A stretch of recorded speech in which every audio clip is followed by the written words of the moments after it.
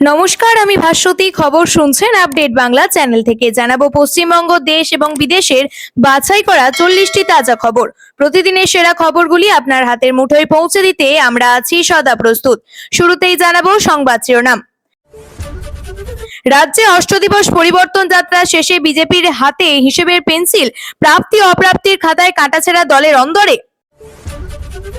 বাংলাটা শিখে ফেলুন, এজলাসে আইনজীবী মেনকাকে বললেন বিচারপতি বাগচি। কি জবাব হবু তৃণমূল সাংসদের? তেলের সমস্যা তৈরি হতেই দেশের পাশে দাঁড়ালো রিলায়েন্স, বড় পদক্ষেপ করলো সংস্থা। ভোটের দিন ঘোষণা কবে, একটা ইঙ্গিত দিয়ে রাখলেন মমতা। দুঃসময়ে বাংলাদেশের পাশে ভারত 5,000 টন তেল দিয়ে ঢাকাবে। বাড়ি করার পরেই শুরু জ্বালাতন, ডাক্তারের মেয়েকে ধর্ষণের হুমকি, কাঠগড়ায় ক্লাবের সদস্যরা। বিচারপতিদের ভুল বোঝাচ্ছে, ধর্ণা তুলে নেওয়ার সময় কমিশনকে একহাত নিলেন মমতা।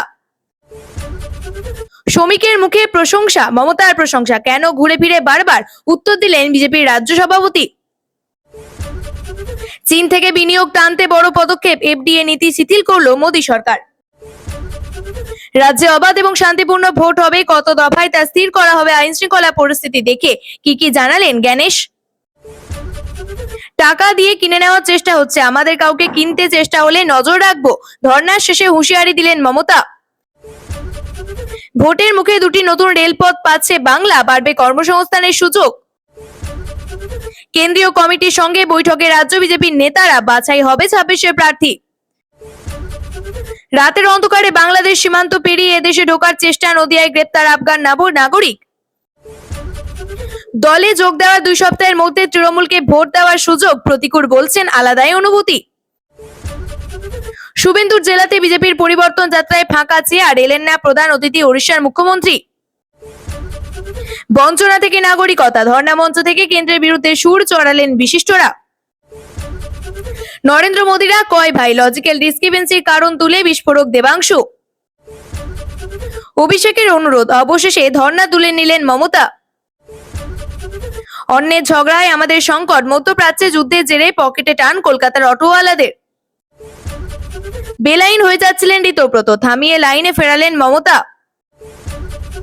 বিষবাও জলে বাম আইএসএফ জোট, শেষ বেলাতেও 2 24 পরগনা নিয়ে অনড় নওশাদ। এবার তো খাবার হোটেল বন্ধ করে দিতে হবে, গ্যাস নিয়ে চিন্তায় দীঘা মন্দারমণির হোটেল মালিকরা। প্রয়োজনে ধর্মগুরুদের কাছে যেতে হবে, ভোটের আগে কি কৌশলী বার্তা দিতে চাইছেন সেলিম। অবসরপ্রাপ্ত সিআরপিএফ আধিকারিকের গাড়ির ধাক্কায় প্রাণ গেল প্রৌঢ়ের, আশঙ্কাজনক শিশু। 2021 সালে ভোট পরবর্তী হিংসা কবলিত এলাকায় কারা ওসি ছিলেন, ডিজির কাছে তালিকা চাইল নির্বাচন কমিশন। নেপালে গণনা শেষ, 125 আসনে জয়ী বলেন্দ্র দল, আনুপাতিক প্রতিনিধিত্ব পেতে পারে আরো 52টি আসন। অবিচার হয়েছে, প্রাক্তন রাজ্যপাল বোসের সঙ্গে সাক্ষাতের পর দাবি মমতার। পণের দাবিতে নারকীয় অত্যাচার, বধূর মুখে ঢালা হলো অ্যাসিড, গ্রেপ্তার স্বামী শ্বশুর শাশুড়ি। অব্যাহত মারণ যুদ্ধ, মোস্তফা শান্তিতে বাঁচবে না, ইরান নয় সর্বোচ্চ নেতাকে হুমকি ট্রাম্পে। স্ত্রীর সঙ্গে সম্পর্ক ডেকে নিয়ে খুন মাধ্যমিক পরীক্ষার্থীর ভাইকে, মুর্শিদাবাদে গ্রেপ্তার খুড়তুতো দাদা। ভোটমুখী বঙ্গে মনোজকে হোমওয়ার্ক, কি বলে গেলেন মুখ্য নির্বাচন কমিশনার জ্ঞানেশ। এসআইআর ভয় ধরাচ্ছিল, স্বস্তি দিল সিএএ, ভারতের নাগরিকত্ব পেলেন 5 বাংলাদেশি। বাংলার জয়, তৃণমূলের দাবিকে সুপ্রিম মান্যতা, ধর্ণা মঞ্চ থেকে লড়াইয়ের বার্তা অভিষেকের। খেলা চলবে, আপাতত ধর্ণা তুলে জানলেন মমতা। কমিশনের বৈঠকে হাজির হলেন না জাভেদ, ক্ষেপে লাল জ্ঞানেশ। বাবার খুনের বদলা নেবেন ছেলে, ইরানের নতুন সুপ্রিম লিডারকে পুতিনের ঐতিহাসিক বার্তা, কি করবেন ট্রাম্প। আপনাদের কাছে একটা অনুরোধ রইল, আমরা প্রতিদিন চেষ্টা করি আপনাদের জন্য সঠিক, সংক্ষিপ্ত এবং নিরপেক্ষ খবর পৌঁছে দিতে। আমাদের এই ছোট্ট চেষ্টাকে যদি আপনার ভালো লাগে, তাহলে দয়া করে একটা লাইক দিয়ে পাশে থাকার বার্তা দিন। আপনাদের একটা লাইকই আমাদের আগামী দিনের অনুপ্রেরণা। এবার এক এক করে দেখে নেব বিস্তারিত খবর। কর্মসূচি শেষে বিজেপির হাতে এখন পেন্সিল, হিসেবের খাতা পেন্সিল। যাত্রা থেকে প্রাপ্তি কতটা হলো, কোন কোন লক্ষ্য অধরা রয়ে গেল, কাটাছেঁড়া শুরু করেছে পদ্ম শিবিরের অন্দরে। গোটা কর্মসূচি শেষ হলো 10ই মার্চ। মাঝে দোল এবং হোলির জন্য দুদিন বন্ধ রাখা হয়েছিল বিজেপির পরিবর্তন যাত্রা।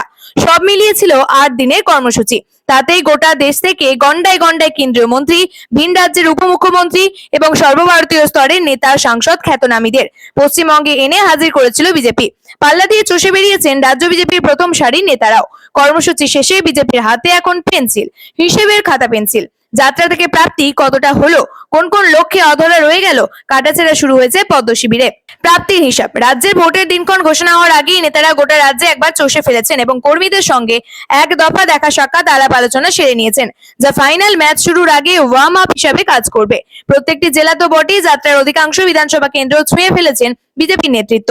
জমায়েত বা কর্মসূচির চেহারা যেমনই হোক, সর্বত্রই দলের কর্মীদের অন্তত রাস্তায় নামতে পেরেছেন তারা। গত 8 দিনে বিজেপি গোটা রাজ্যেই দলের দৃশ্যমান্যতা বাড়িয়েছে। পরিবর্তন যাত্রা তৃণমূলকে আক্রমণাত্মক থেকে কিছুটা রক্ষণাত্মক ভূমিকায় ঠেলে দিয়েছে বলে বিজেপির মূল্যায়ন।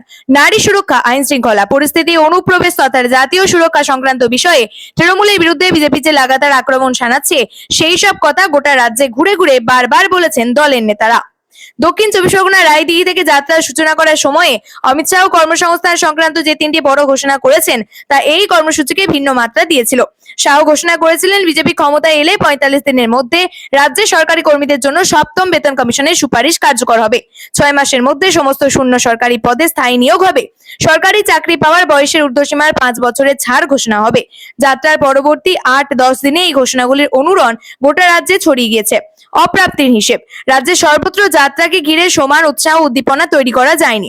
কোচবিহার জেলার অধিকাংশ বিধানসভা আসন বিজেপির দখলে। 2019 থেকে 2024 সাল পর্যন্ত লোকসভার আসনটিও বিজেপির দখলে ছিল, কিন্তু পরিবর্তন যাত্রা সেই জেলায় খুব একটা ছাপ ফেলতে পারেনি। বাঁকুড়ায় যেমন হাতছাড়া হওয়ার দাপট ফিরে আসার লক্ষণ দেখা গিয়েছে, কোচবিহারেও তার ছাপ দেখা যায়নি।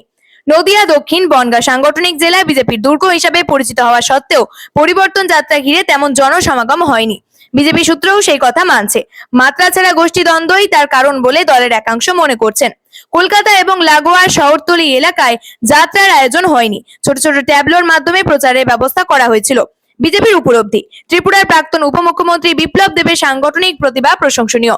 দক্ষিণ 24 পরগনা জেলার শুরু থেকে শেষ পর্যন্ত যেভাবে সামনে দাঁড়িয়ে যাত্রায় তিনি নেতৃত্ব দিয়েছেন এবং মোটের উপরে নির্বিঘ্নে সম্পন্ন করেছেন, তা নজর কেড়েছে। দলীয় তহবিল কাদের হাতে পৌঁছালে সদ্ব্যবহার হতে হবে, সেই বিষয়ে কেন্দ্রীয় পর্যবেক্ষকদের সচেতনতা। পরিবর্তন যাত্রা সফল করতে বিজেপির খরচে কার্পণ্য করেননি, কিন্তু সব ক্ষেত্রে জেলা নেতৃত্বকে দেওয়া তহবিল নিজের তলা পর্যন্ত আশা অনুরূপ পরিমাণে পৌঁছায়নি বলে নেতৃত্বরা বুঝেছেন। তার জেরে কোন স্তরে ক্ষোভ বিক্ষোভ তৈরি হয়েছে তা পর্যবেক্ষকরা জানতে পেরেছেন। ফলে ভোটের আগে প্রদেয় তহবিল বিকল্প পথে খরচের কথা ভাবা শুরু হয়েছে। গোষ্ঠীদ্বন্দ্ব কোন কোন এলাকায় ক্ষতি করতে পারে, কোন বিধানসভায় কারা অন্তর্ঘাত করতে পারেন, তা বোঝা গিয়েছে। 26-এর নির্বাচন কবে হবে, কবে ভোটের ফলাফল ঘোষণা হবে, এই সমস্ত কিছু নিয়েই আপাতত চর্চার অন্ত নেই। জল্পনা কল্পনা সবকিছুই চলছে। প্রত্যেককে নিজের নিজের মতো করে মন্তব্য করেছেন। এবার ভোট ঘোষণা নিয়ে একটা ইঙ্গিত দিলেন মুখ্যমন্ত্রী মমতা বন্দ্যোপাধ্যায়। মঙ্গলবার অভিষেক বন্দ্যোপাধ্যায় অনুরোধ করা প্রত্যাহার করা মুখ্যমন্ত্রী। তারপর তীব্র আক্রমণ শানাতে থাকেন নির্বাচন কমিশনকে। শুধু কমিশন নয়, পাশাপাশি বিজেপিকেও ছেড়ে কথা বলেননি বাংলার মুখ্যমন্ত্রী। মুখ্যমন্ত্রীর অনুমান এরপর নির্বাচন কবে হবে তার দিনক্ষণ ঘোষণা হতে পারে। মমতা বন্দ্যোপাধ্যায়ের দাবি, আজ সুপ্রিম কোর্টে শুনানির সময় নির্বাচন কমিশনকে ভৎসনা করেছে কোর্ট। জ্ঞানেশ জানিয়েছে, এবার পশ্চিমবঙ্গে 80,000-এর বেশি ভোট গ্রহণ কেন্দ্র বা বুথ থাকবে। কোন বুথে 1200-র বেশি ভোটার থাকবে না। স্বচ্ছতার খাতিরে প্রতিটি বুথে ওয়েবকাস্টিং এর ব্যবস্থাও থাকবে। সাংবাদিক বৈঠকে জ্ঞানেশ কুমার। মঙ্গলবার কলকাতায় রাজ্যে হিংসামুক্ত ভোটের কথা বললেন দেশের মুখ্য নির্বাচন কমিশনার জ্ঞানেশ কুমার। মঙ্গলবার কলকাতার সাংবাদিক বৈঠকে তিনি বলেন, পশ্চিমবঙ্গে ভোট হবে অবাধ এবং শান্তিপূর্ণ, কোন রকম হিংসা বরদাস্ত করা হবে না। এই সূত্রে তিনি জানিয়েছেন, ভোটে কাজের সঙ্গে যুক্ত কর্মীদের ভয় দেখানো বা হুমকি দেওয়া যাবে না। এই সংক্রান্ত অভিযোগ পেলে কঠোর পদক্ষেপ করা হবে বলেও জানিয়েছেন তিনি। একই সঙ্গে তিনি জানিয়েছেন, বৈধ কারো নাম ভোটার তালিকা থেকে বাদ যাবে না। জ্ঞানেশ জানিয়েছেন, এবার পশ্চিমবঙ্গে 80,000-এর বেশি ভোট গ্রহণ কেন্দ্র বা বুথ থাকবে। কোনো বুথে 1200-র বেশি ভোটার থাকবে না।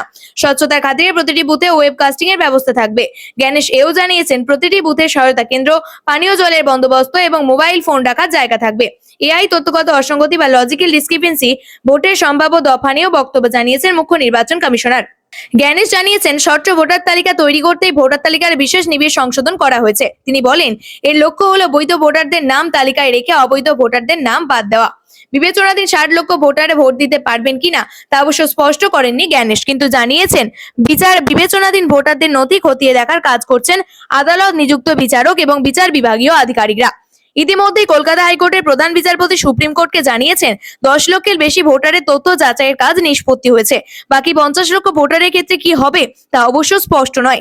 জ্ঞানেশ বলেছেন, যত তাড়াতাড়ি সম্ভব অতিরিক্ত তালিকা প্রকাশ করা হোক। তবে পশ্চিমবঙ্গে কত দফায় ভোট হবে তা আইন শৃঙ্খলা পরিস্থিতি খতিয়ে দেখে সিদ্ধান্ত নেওয়া হবে বলে জানিয়েছেন জ্ঞানেশ। তিনি বলেন, কত দফায় ভোট হবে তা নিয়ে দলগুলি পরামর্শ দিয়েছে। বাংলার আইন শৃঙ্খলা পরিস্থিতি পর্যালোচনা করে দিল্লি ফিরে গিয়ে এই বিষয়ে চূড়ান্ত সিদ্ধান্ত নেওয়া হবে। জ্ঞানেশ কুমারের বিরুদ্ধে ধারাবাহিকভাবে আক্রমণ শানাচ্ছে রাজ্যের শাসক দল তৃণমূল। নির্বাচনী প্রক্রিয়ায় স্বচ্ছতা রাখতে মঙ্গলবার একগুচ্ছ পদক্ষেপের কথা জানিয়েছেন জ্ঞানেশ। মুখ্য নির্বাচন কমিশনার জানিয়েছেন, অবাধ এবং শান্তিপূর্ণ ভোট করাতে কমিশন বদ্ধপরিকর।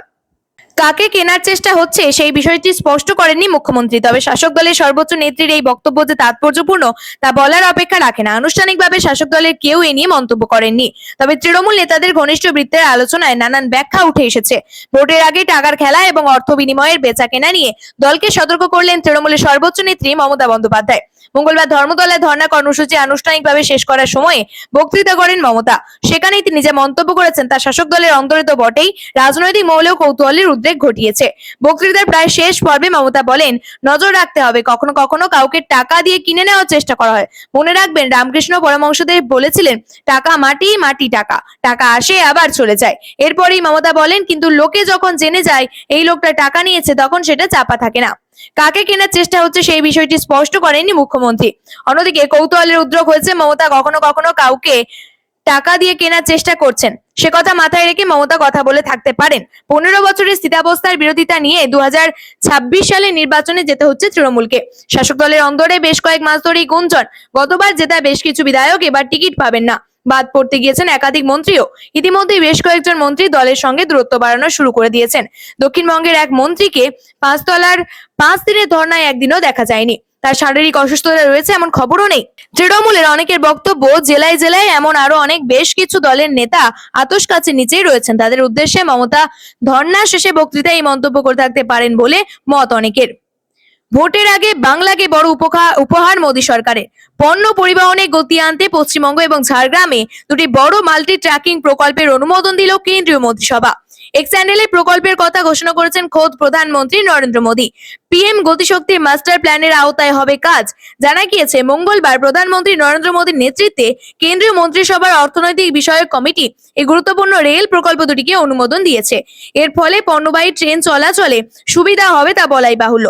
আগের তুলনায় আরো অনেকটা কম সময়ে ঝাড়খণ্ড থেকে খনিজ দ্রব্য বা অন্যান্য যাবতীয় পণ্য পৌঁছে যাবে বাংলায়। জানা যাচ্ছে, পশ্চিমবঙ্গ এবং ঝাড়খণ্ডের শিল্পাঞ্চলগুলিকে যুক্ত করতে লাইন এবং ডাবলিং এর কাজ শুরু হবে শীঘ্রই। সাঁইথিয়া, পাকুড়, সাঁতরাগাছি, খড়গপুর সেকশনে চতুর্থ রেল লাইন তৈরি করা হবে। এর ফলে শিল্পক্ষেত্রে গতি আসবে বলেই মনে করা হচ্ছে। জানা যাচ্ছে, বাংলা এবং ঝাড়খণ্ডের 5 জেলা এই প্রকল্পের আওতায় আসবে। রেল মানচিত্রে যুক্ত হবে 192 কিলোমিটার পথ, যার জেরে উপকৃত হবেন বহু মানুষ, বাড়বে কর্মসংস্থানও। ভিড় নেই হলদিয়ার বিজেপির রথযাত্রায়। কর্মসূচিতে এলেন না ওড়িশার মুখ্যমন্ত্রী মোহন চরণ মাঝি। দেখা যায়নি তমলুকের সাংসদ অভিজিৎ গঙ্গোপাধ্যায়কেও, যার ফলে হতাশ শুভেন্দুর জেলার বিজেপি কর্মীরা। রথযাত্রার পর সভা করে পদ্ম শিবির, সেখানেও ভিড় ছিল না। জানিয়ে তৃণমূলকে কটাক্ষ, বাংলায় নতুন করে পরিবর্তন হবে না। মঙ্গলবার হলদিয়া বিধানসভা চৈতন্যপুর বাজারে ছিল বিজেপির পরিবর্তন যাত্রা। সকাল থেকে বিজেপির তরফে প্রচার চালানো হয়েছিল। এই যাত্রায় ওই সভা থাকবেন ওড়িশার মুখ্যমন্ত্রী মোহন চরণ মাঝি, কিন্তু তিনি আসেননি। দেখা যায়নি স্থানীয় সাংসদ অভিজিৎ গঙ্গোপাধ্যায়কেও, তবে ছিলেন অগ্নিমিত্রা পালডা। তাতেই হতাশ বিজেপির কর্মী সমর্থকেরা। রথযাত্রার পর সভাতেও ভিড় হয়নি, চেয়ার ফাঁকা থাকতে দেখা যায়। জানিয়ে বিজেপিকে কটাক্ষ করতে ছাড়েন তৃণমূল। তমলুক সাংগঠনিক জেলা সাধারণ সম্পাদক পার্থ বটবেল বলেন, বাংলায় নতুন করে পরিবর্তন হবে না। আমি শুনেছি ওখানে লোক হয়নি, সকাল থেকে প্রচার করা হচ্ছিল চৈতন্যপুর বাজারে ওড়িশার মুখ্যমন্ত্রী আসবেন। তিনি বুঝেছেন বাংলা দুর্জয় ঘাঁটি। যাত্রা ও সভায় স্থানীয় সাংসদ অভিজিৎ গঙ্গোপাধ্যায় না থাকা নিয়ে তিনি বলেন, সংসদকে তো এলাকার মানুষ দেখতেই পান না, কাগজে বিজ্ঞাপনে কয়েকবার দেখা যায়, তিনি কোনো কাজ করেন না। পার্থ জানিয়েছেন, হলদিয়া নজরুল মঞ্চে তাদের সভা রয়েছে। পরিবর্তন যাত্রা নিয়ে তৃণমূলের কিছু যায় আসে না। ভোটার তালিকা সংশোধন নিয়ে লজিক্যাল ডিসক্রিপেন্সি ইস্যুতে বিজেপি এবং নির্বাচন কমিশনকে তীব্র আক্রমণ শানালেন তৃণমূল কংগ্রেসের আইটি সেলের প্রধান দেবাংশু ভট্টাচার্য। ধর্মতলায় ধর্ণা মঞ্চ থেকে বক্তব্য রাখতে গিয়ে তিনি প্রশ্ন তোলেন, কেন লক্ষ লক্ষ মানুষের নাম বিচারাধীন তালিকায় রাখা হয়েছে, তাই আইনি লড়াইয়ের সুযোগ কবে মিলবে? দেবাংশুর অভিযোগ, কমিশন লজিক্যাল ডিসক্রিপেন্সি নামে পরিবারের সদস্য সংখ্যা বা সন্তানের সংখ্যার মতো বিষয়কে ভিত্তি করে নোটিশ পাঠাচ্ছে। দেশের প্রধানমন্ত্রী নরেন্দ্র মোদীরা কয় ভাই? তিনি আরো বলেন, দেশের মধ্যে জন্ম হয় সব থেকে বেশি বিহারে। এদিন তিনি দাবি করেন প্রায় 60 লক্ষ মানুষের নাম বিচারাধীন। রাজ্যের উন্নয়ন প্রসঙ্গে এদিন সরব হন দেবাংশু ভট্টাচার্য। অন্যদিকে তিনি দাবি করেন প্রায় 60 লক্ষ মানুষের নাম এখনো বিচারাধীন। এর মধ্যে 10 লক্ষের নাম বিচার করা হয়ে গিয়েছে। তাহলে কেন নির্বাচন কমিশন স্পষ্টভাবে তালিকা প্রকাশ করছে না? যাদের নাম বাদ গিয়েছে তারা কবে আইনি লড়াই শুরু করবে? এই প্রশ্নও তোলেন তৃণমূল নেতা। বক্তব্যে নির্বাচন কমিশনের ভূমিকাকে কটাক্ষ করেন দেবাংশু।